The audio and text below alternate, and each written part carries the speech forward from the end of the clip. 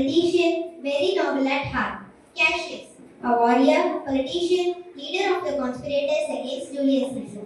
Casca, a politician, a conspirator. Decius Brutus, a politician, a conspirator. Mark Antony, a warrior, politician, Julius Caesar's closest advisor. Soothsayer, can tell the future. Calpurnia, wife to Julius Caesar. Servant. Cinna, a politician, a conspirator. Metallus symbol, a politician, a conspirator. Citizens.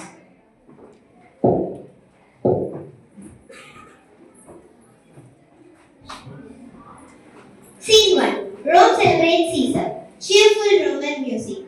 A large crowd enters, waving cloths and laurel wreaths. Rome stands today on the peak of victory. Julius Caesar, conqueror of nations, returns in glory. But behind cheers lies a trembling fear. Caesar enters proudly, wearing a red sash. Antony and Casca walk with him. Hail Caesar! Glorious Caesar! Victory! Glory to Rome! Romans, I thank you. Your love lifts me higher than all my victories. Suddenly, the soothsayer pushes through the crowd. Beware the Ides of March. Ha! Who calls? Victory noise, be still. Beware the Ides of March. Who is it the breath that calls on me? I hear a tongue shriller than all the music. A warning, a shadow of death. Beware the Ides of March. What man is that? Set him before me. Let me see his face. Here's the man's voice. A warning, a shadow of death. Beware the Ides of March. He is but a dreamer. Let us pass. Caesar exits, Antony follows, Brutus watches silently. But in Brutus' heart, a storm had already begun. A storm that would decide Rome's destiny. Scene 2. Cassius strikes a seed of doubt. Soft, mysterious music. Brutus is deep in thought. Brutus, my friend, you seem troubled. Cassius, I fear that the growing crowd of Caesar will destroy Rome. Why should one man raise a bowl of Rome? Are we not all sons of the same land? Have we not fought as bravely? True, but Caesar is my friend. Friendship is nothing when Rome's the danger. Brutus, look at the people. They worship him. Tomorrow they may crown him as a king. A king in Rome? Rome has no kings. Unless we stop him. Brutus, the people trust you. Your name shines brighter than the Caesars. Cassius, you tempt me. But I need some time. And so, doubt entered Brutus' noble heart. A heart too pure yet too vulnerable. Scene 3. Conspirators gather. Enter Casca, Decius, Cinna and Metellus. Tomorrow at the sun up, Caesar will be offered proud again. He will accept it. Then the Rome will be ruled by one man. Cassius stands center stage. Brothers, we must act, but a plan is nothing without Brutus. Yes, his name will make us to act seem noble. Brutus enters slowly. Here comes Brutus. I have decided. Caesar must die for the good of Rome. You will be the leader. All conspirators bow their head, accepting him as a leader. Thus the fate of Caesar was sealed, not by his enemies, but by his most trusted friend. Act 2, Scene 2. Caesar shouts. Thunder and lightning. Enter Caesar. Nor heaven nor earth have been at peace tonight. Strife hard. Calpurnia can sleep. Cried out. Hey, who the murdered Caesar? Who's with him? Enter servant. My lord, Go with the brides to present sacrifice and bring me their opinions of success. I will, my lord. Enter Calpurnia. What mean you, Caesar? Think you to walk one forth. You should not stir out of your house today. The things that threaten me never return me back. When they shall see the face of Caesar, they vanish. Caesar, I never stood in ceremonies, yet learned a fright There is one more thing to say something that we have heard and seen. Wrinkles the whole sights, seen by the watch. Our land was hacked, filled with the streets, and the graves have yawned and delivered up their dead. Feels fury, warriors put upon clouds to ransom squadron, right in the form of war, which pursued played upon the capital. The noise of the battle, handles of the air, and the horses being dead, and the dying men did groan, and the horses did shriek, shriekles upon the streets. Oh, Caesar, these things so beyond all use, and I do feel them. What can be a warrior? Who sent his purpose by the mighty gods? And Caesar shall go forth, for these predictions, or to the world in general as to Caesar. When beggars die, there are no common seen. The heaven themselves place forth the death of princes.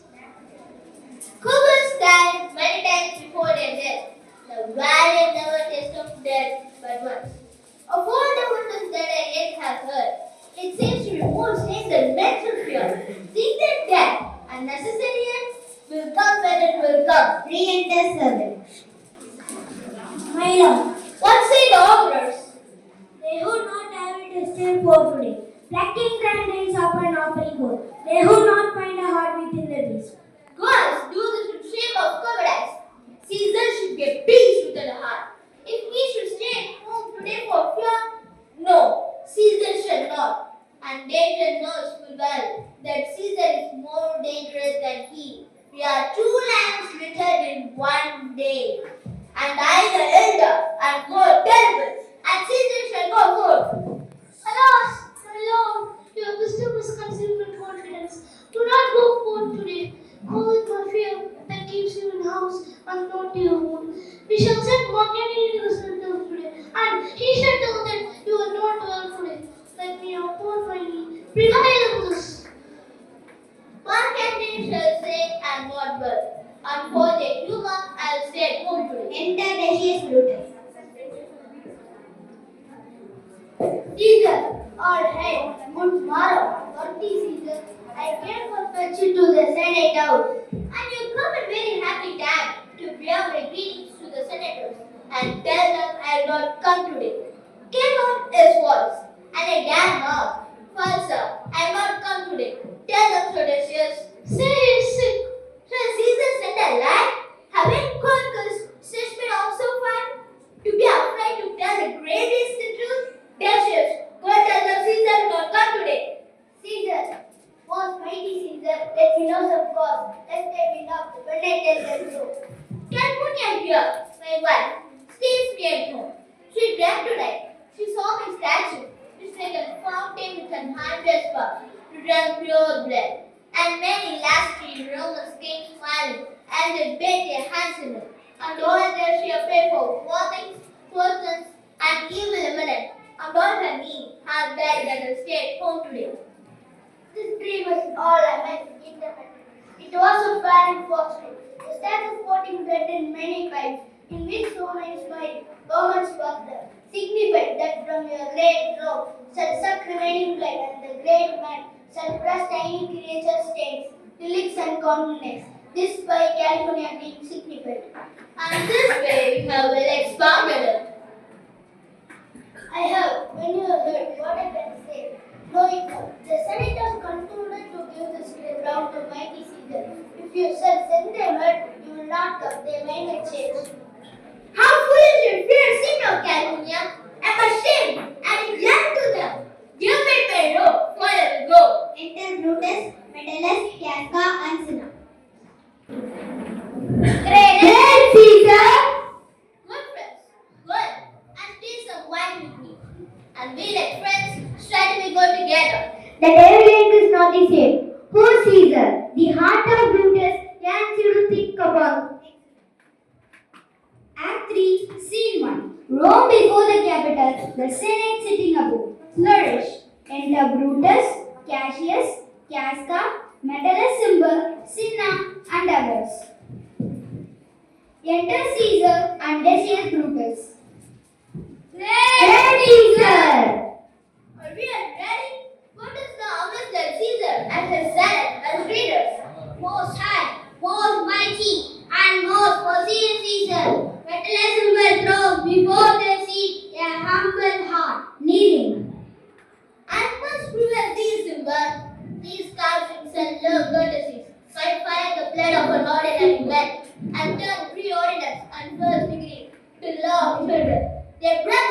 secrets vanished.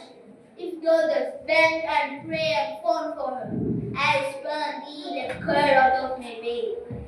No Caesar did not wrong, nor without a cause. Will he be satisfied? Is there no voice more worthy than my own? To sound more sweetly to the great Caesar's ears, for the rippling of my banished brother.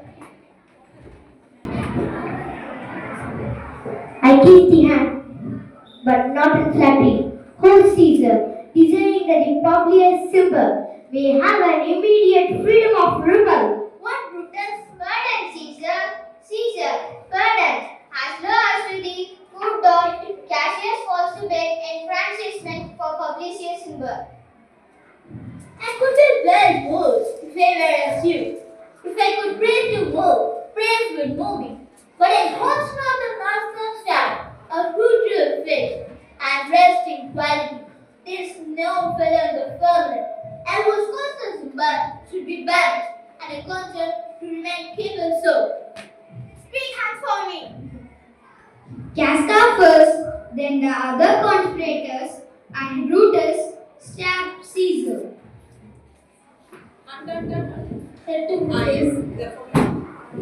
Then falls Caesar and dies. Liberty, freedom, tyranny is there. Liberty, freedom, tyranny is there. Run hence, proclaim, cried above streets. Some took common cupids and cried out liberty, freedom, and enfranchisement. But here comes Mark Antony. Re-enter Antony. Welcome, Mark Antony.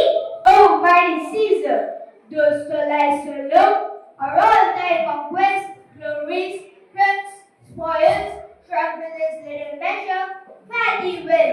I know not, gentlemen, what you ended. Who else must be let blessed? Who else is grand? To find myself, let's know or sovereign, as Caesar's letter, nor no instrument of hand that was as close as was, made rich with the most noblest blood of all this world. I do beseech him, if you bear me heart, thou willst your purple hands reach and smoke. Fulfill your pleasure, live 1,000 years. I shall not find myself so apt today. No place will please me, so know me not dead. As here by Caesar, and by you cut off the choice and master spirits of this age. Oh, Antony, beg not eat at the first. We must appear bloody and cruel. Let's see you and our hands and this bloody business they have done. Our hearts, you see not. They are pitiful and pity to the general wrong of Rome. As fire rise out of fire, hate has done this deed on Caesar. For your part, the sword of leaden points, of the arms in the strength of our days, and heart of our brothers, tempered to receive with all kind of love, good thought, and resilience. Your voice shall be as strong as any man in the disposing of new dignities. I doubt not of your wisdom. Let each man render me his bloody hand.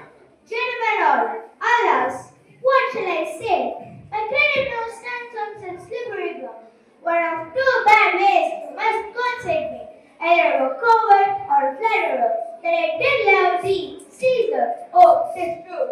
If then thy spirit look upon us, shall it not grieve thee dearer than thy death? To see thy Antony making his peace, shaking the bloody fingers of thy foes, most noble, the presence of thy cause. Mark Antony. Pardon me, dear Cassius, the enemies of Caesar shall say this, then, the friend, this is called modesty.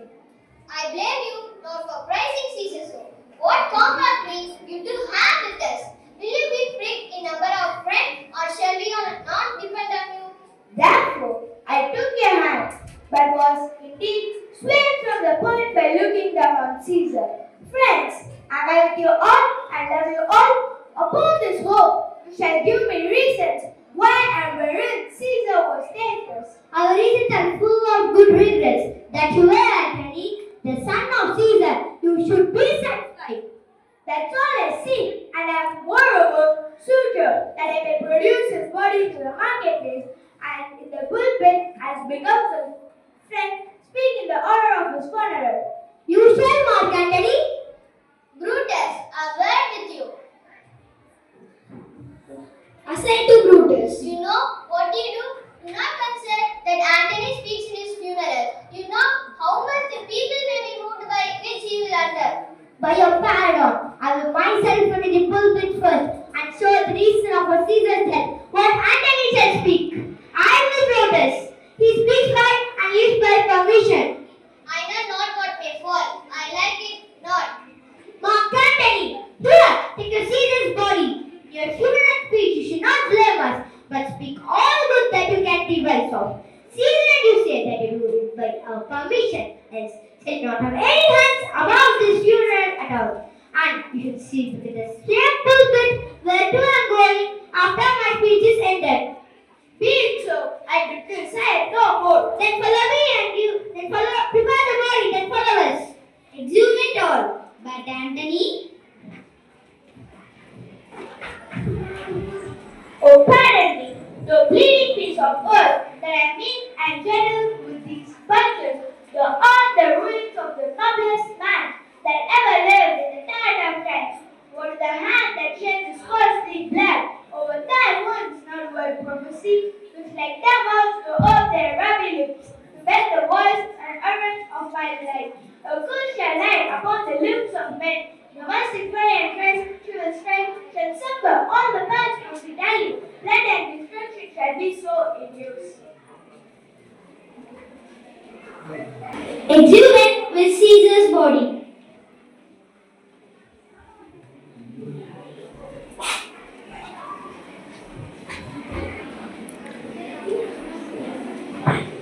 Forum, Act 3, Scene 2. Enter Brutus and Cassius and a throng of citizens.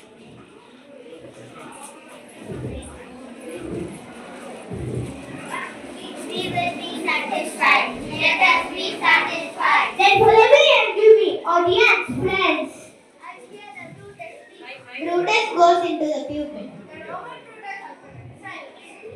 Be patient till the last. Romans, countrymen, and lovers, hear me for my cause, and you be silent that you may hear. Censure in your wisdom, awake your sense that you may better judge. If there be any in this assembly, and dear friend of Caesar, to whom I say that Brutus' love was no less than his, then if the friend demands, why Brutus rose against Caesar, this is my answer. No, that I love Caesar less, but I love Rome more. Had you rather Caesar were living at my all slaves than you were dead to free your men? As Caesar loved me, I wept for him. As he was fortunate, I rejoiced with him. As he was violent, I honored him. But as he was ambitious, I slew him. There's tears for his love, joy, fortune, honor for his violence, and death for his ambition. Who is he so great there would be a bondman? If any else speaks for him, am I offended? Who is he so rude that he would not be a Roman? If any else speaks for him, am I offended? Who is he so well that he would not love his country? If any else speaks for him, am I offended? None, Brutus, none. Then none am I offended? I have done no more to Caesar than you shall do to Brutus. The question of his death is enrolled in the Capitol. His glory was not extinct, wherein was worthy, for which he suffered death. Enter Antony and others with Caesar's body.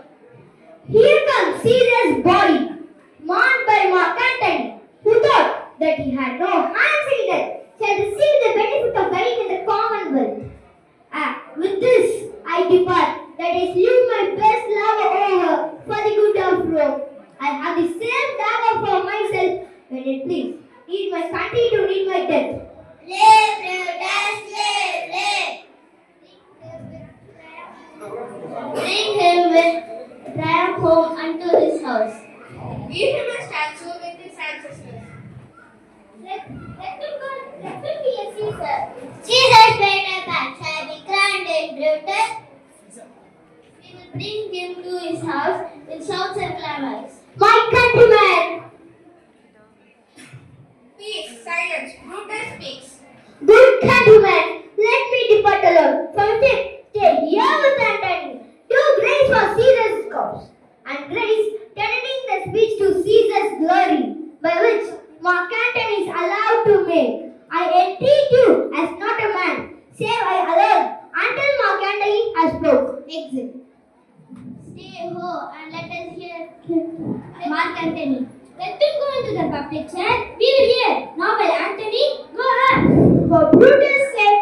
holding to you. Goes into the pupil. What does he say of Brutus? He says for Brutus' sake, but he himself and people into his eye. They were best him with no harm of Brutus here. This Caesar was a triad. Nay, that's settled. We are the blessed where the Romans rid of them.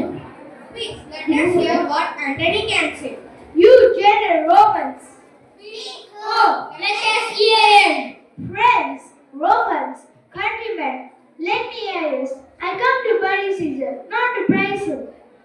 Scene 6. The legendary speech of Antony. Antony enters slowly, head bowed, citizens watch. Here was Caesar stabbed by Cassius, and here by Casca, and here the most unkind cut of all, Brutus. Citizens gasp. Brutus says Caesar was ambitious. Was he? Did he not weep with the poor? Did he not refuse the crown 3 times? Yes. This was ambition. If so, they are ungrateful creatures. He passes deeply, kneeling beside Caesar. My heart is in the coffin there with Caesar, and I must pass till it comes back to me. Long emotional silence. We will hear him, we will follow him, we will die with him. Oh, noble Caesar. Antony is right. The Caesar was no tyrant. Revenge, ban the traitor, destroy the conspirators. Citizens too, hostage in fury. In one speech, Antony turned the people against the very men who climbed to say,